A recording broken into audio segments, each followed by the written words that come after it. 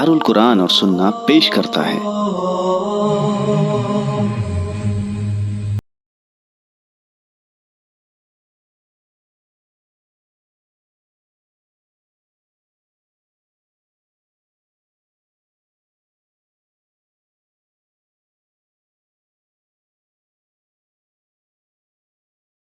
السلام علیکم ورحمۃ اللہ وبرکاتہ۔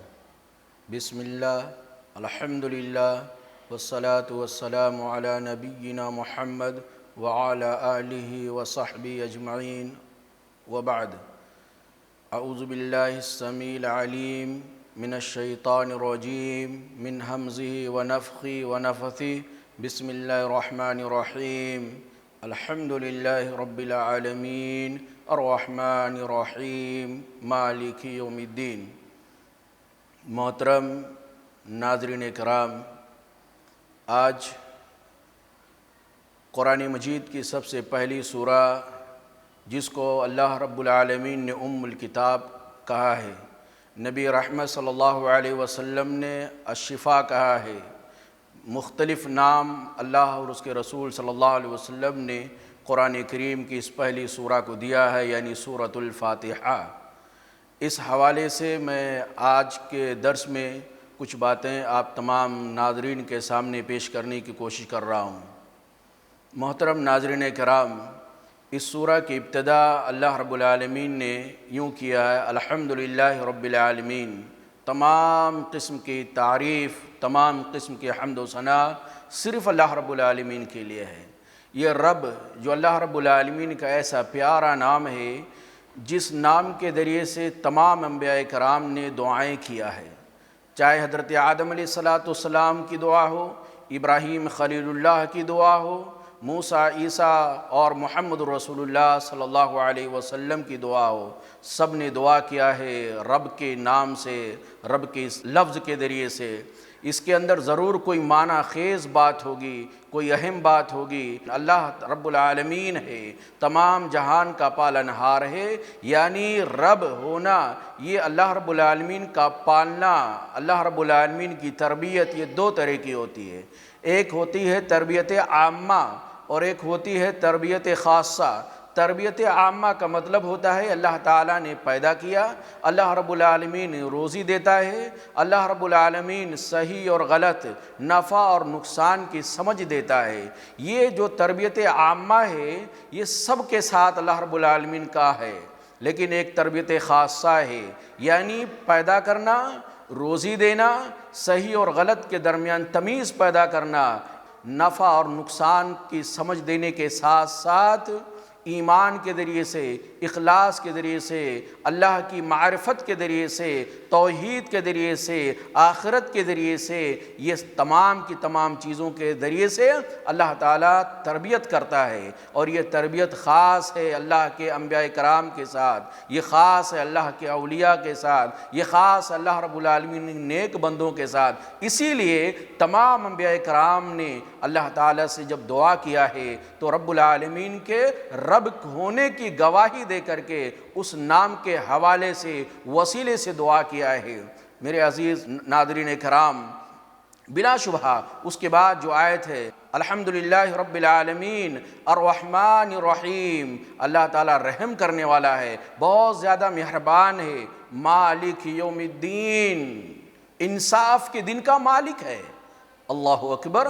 اللہ تعالیٰ صرف انصاف کے دن کا مالک نہیں ہے، اللہ تعالیٰ تو ہمارے سانسوں کا مالک ہے، اللہ تعالیٰ ہمارے جسم کے تمام اعضاء کا مالک ہے، اللہ تعالیٰ کائنات کے ذرے ذرے کا مالک ہے۔ لیکن کیوں کہا اللہ رب العالمین نے کہ مالک یوم الدین، میں انصاف کے دن کا مالک ہوں؟ اس لیے کہ قیامت کا دن وہ دن ہے، انصاف کا دن وہ دن ہے جس دن اللہ رب العالمین آواز دے گا لمن الملک، آج بادشاہت کس کی ہے؟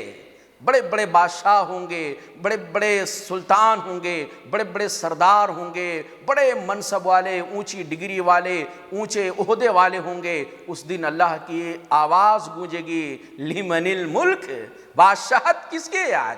آج دنیا کے اندر لوگ بہت زیادہ شور مچاتے ہیں، ہم پاور میں ہیں، ہماری چلتی ہے، ہم طاقت میں ہیں، ہمارے اندر قوت ہے، لیکن میرے بھائیوں یہ جو وقت چل رہا ہے کورونا وائرس کا، اس کورونا وائرس کے ذریعے سے اللہ رب العالمین نے دنیا ہی کے اندر بتا دیا ہے کہ پاور والا اللہ کے علاوہ کوئی نہیں ہے۔ اللہ تعالیٰ اس کائنات کا تنہا مالک ہے۔ یہ قیامت کے دن کا اللہ تعالیٰ نے ایک ہلکا سا نمونہ دکھایا ہے۔ میرے ناظرین کرام، مالک یوم الدین، ایاک نعبد و ایاک نستعین، اے اللہ ہم تیری ہی عبادت کرتے ہیں اور تجھ ہی سے مدد طلب کرتے ہیں۔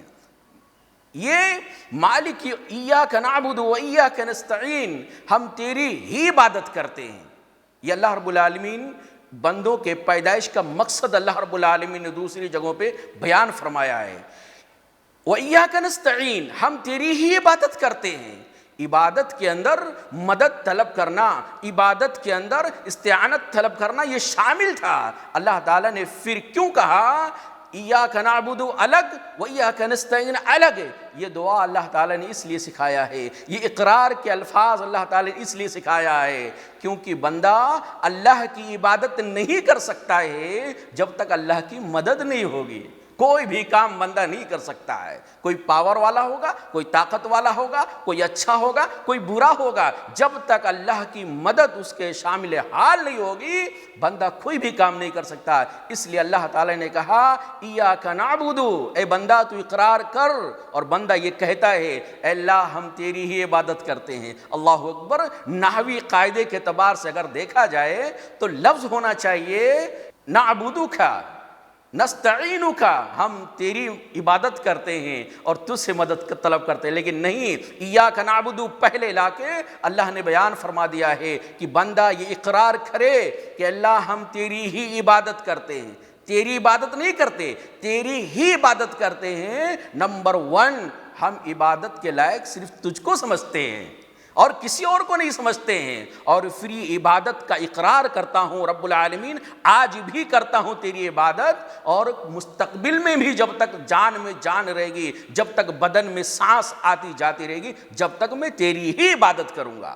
یعنی میں کسی اور کو عبادت کے لائق نہیں سمجھ سکتا۔ اور یہی معاملہ وَإِيَّاكَ نَسْتَعِينُ، ہم تجھ ہی سے مدد طلب کرتے ہیں، مدد کوئی اور نہیں کر سکتا۔ ہمارا عقیدہ ہے، ہماری سوچ ہے، ہمارے دل و جان کے اندر یہ بات رچی اور بسی ہوئی ہے کہ مدد اگر کوئی کر سکتا ہے تو اللہ رب العالمین کر سکتا ہے۔ ایاک نعبد و ایاک نستعین، اس لیے اللہ تعالیٰ نے مفعول کو پہلے لایا ہے اور اسی طرح فاعل اور اس کو بعد میں لایا ہے سبجیکٹ کو۔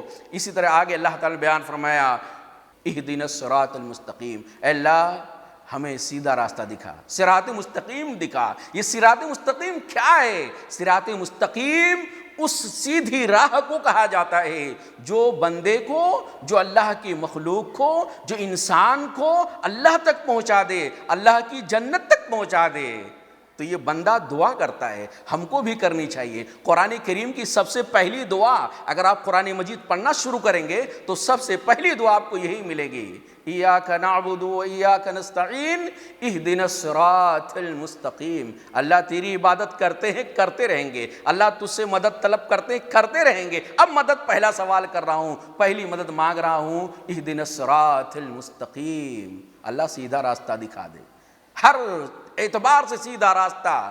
صراط الذین انعمت علیہم، سیدھا راستہ کون سا راستہ ہے اس کی نشاندہی اللہ تعالیٰ نے کیا ہے۔ صراط الذین انعمت علیہم، ان لوگوں کا راستہ جن کے اوپر تو نے انعام نازل کیا۔ قرآن دوسری جگہ بیان فرماتا ہے جن کے اوپر اللہ رب العالمین کا انعام ہے، احسان ہوا ہے، وہ 4 طرح کے لوگ ہیں۔ نمبر 1 انبیاء کرام، نمبر 2 صدیقین، نمبر 3 شہداء، نمبر 4 صالحین، نیک لوگ ہیں۔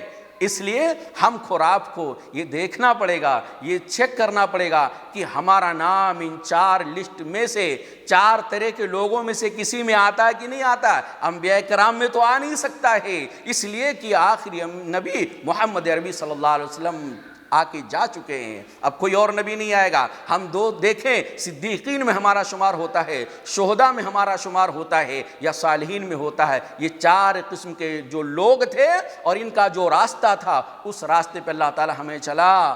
غیر المغضوب علیہم، ان لوگوں کا راستہ نہیں جو تیرے راستے کو سمجھ کر کے تیرے راستے کو اختیار نہیں کیا، تیرے راستے کا انتخاب نہیں کیا، جان بوجھ کر کے پڑھے لکھے ہونے کے باوجود، صراط مستقیم سمجھ میں آ جانے کے باوجود بھی صراط مستقیم کو انہوں نے اپنایا نہیں۔